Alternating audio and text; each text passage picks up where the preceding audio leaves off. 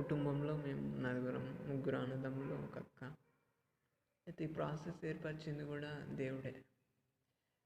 పెద్దన్న ప్రకాష్ అని, నడిపన్న ప్రవీణ్ అన్న అని, మిడిల్ మధ్యలో అక్క అని, చిన్న నేనని, ఇట్లా ప్రాసెస్ ఏర్పరిచింది కూడా దేవుడే.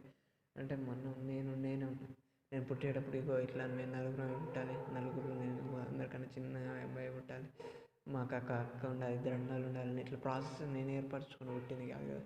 అంటే దేవుడే అట్లా ఏర్పరిచిండు.